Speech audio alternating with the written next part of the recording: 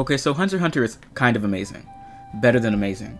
Honestly, I believe it's one of the greatest anime of all time, with its compelling character arcs and expert use of tonal shifts that subvert its kid-friendly adventure narrative. However, I've heard many say that the first arc is sluggish, predictable, and overall pretty childish. I have a lot of questions. Number one, how dare you? In this video, I'm going to try to convince you why early Hunter x Hunter is so memorable to me, hopefully without sounding like I'm just riding Togashi like a rodeo show the entire time. I'm also going to be referring to the 2011 anime because I'm basic, and come on, the animation is just fucking stunning. Anyways, our story begins with our main character, Morning's gone! reeling in the master of the swamp, a big ass fish that no one else has been able to catch since his dad did over a decade ago. Initially, the show gives off the impression that its story will follow the same shonen formula that everyone has seen dozens of times, but as we learn more about Gon and his goals, we find that they're not quite as simple as I want to be the strongest, insert protagonist goal here. He only begins his journey in an attempt to better grasp the purpose of his father's absence. How come you don't want me, man? Where others would rightfully resent their parents, Gon would rather become a hunter like his father so he could understand what was so fascinating that would warrant his neglect. As the story progresses, we become more familiar with the other applicants that will participate in the hunter exam alongside Gon, the three most prominent applicants being Leorio, Kurapika, and Killua, who we'll meet later. Within just moments of meeting our trio, Togashi was able to easily visually communicate his characters' personalities through incredibly thoughtful body language, even without sound. I'm serious, I went back to rewatch this without sound. It's abundantly clear to the viewer how differently these characters operate. Gon is determined, caring, and overly optimistic young boy, which is shown throughout his scenes where he aids others while smiling literally every chance he gets. Kurapika is seen as reserved and calculating, always choosing his words carefully and rarely expressing any emotion, and laced within his minute expressions are hints of a dark past that just beg further exploration, while Leorio is loud, abrasive, quick to anger, and seemingly quite simple-minded, demonstrated through his general demeanor. Next scene, where one of the crew flies off the ship, Togashi demonstrates his use of expert character building when both Kurapika and Leorio stop fighting to save the fallen crew member. This contrasts their previous indifference to the other seasick applicants shown earlier.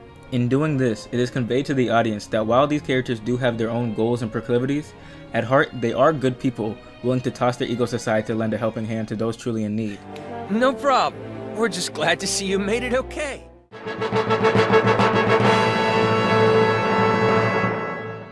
My next favorite scene has got to be the beginning of the first phase of the exam, where we are introduced to all the applicants who managed to make it to the testing facility. Here we are shown a number of tough opponents for our characters to face, such as Toto the wrestler, Bourbon the snake charmer, Botaro the kung fu master, Gareta the huntsman.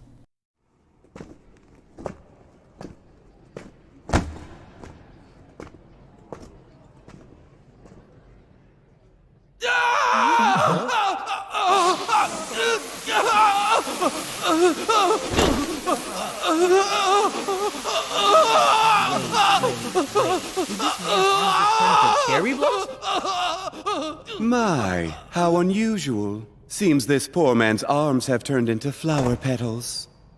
Now you see them, now you don't. You should be more careful. And do apologize if you bump into someone. And just like that, we're introduced to one of my favorite characters and arguably our fifth main protagonist, Hisoka the Magician. Even before this absolute sociopath appears on the screen, he elicits a feeling of uneasiness that is felt by every single applicant. I'm in danger!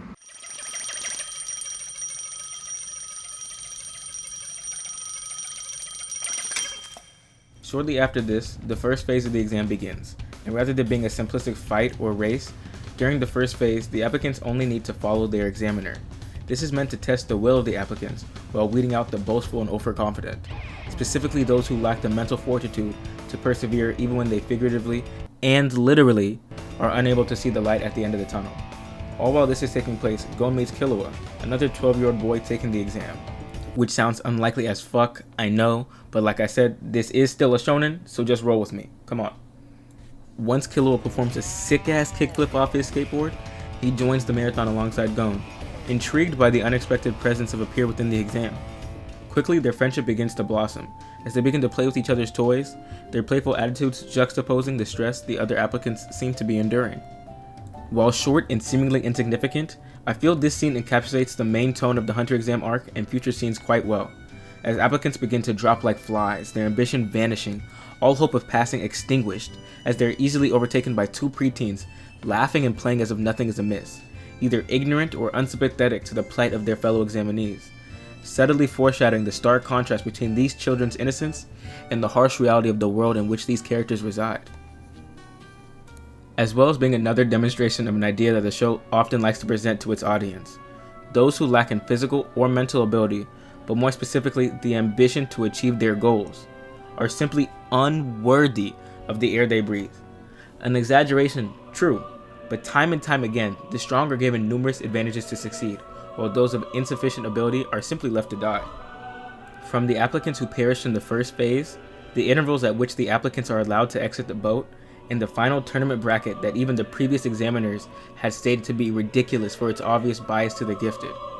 Weaker applicants, such as Leorio, are put at a disadvantage, while those with outstanding ability, who are less likely to need multiple opportunities, are given significantly more chances to acquire their license.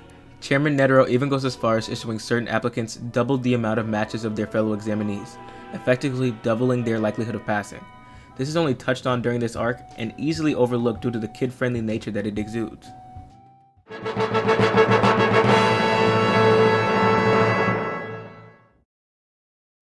One last scene that I felt was especially noteworthy was the showdown against the prisoners of Trick Tower, as it is a beautiful example of how non-traditional forms of combat can be incredibly interesting and entertaining.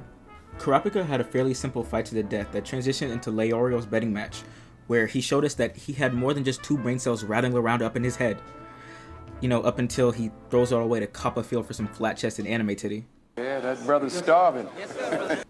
Following Leorio's disappointment of a match, Gon faces a match that, at face value, seems incredibly simplistic. He must choose between two candles, and whoever's candle is lit the longest wins. All three matches avoided being regular fights in their own way. Kurapika's match couldn't conclude due to a technicality, and a blue guy pretending to be dead on the stage. And that was transitioned into Leorio's match, which focused on outwitting your opponent rather than feats of strength. And Gon's match, while being rigged from the start, showcases quick out-of-the-box thinking that Gon consistently displays throughout the series. After all this, we get a real treat in the form of Killua's match, where Killua literally rips the beating heart out of a man's body and watches him plead for it back, only to place it right in front of him, as if the whole encounter was a waste of his time.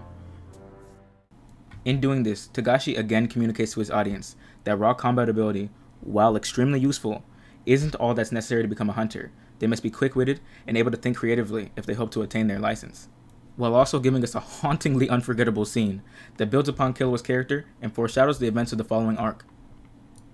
I hope I was able to provide some insight to why this arc is so memorable to me, and maybe get a few people to watch or rewatch the show. There's a whole bunch more to this arc that I love and hate, but I'm going to end it here because I'm not trying to spoil the arc in its entirety for those who haven't watched Hunter x Hunter yet, and I'm a lazy piece of shit.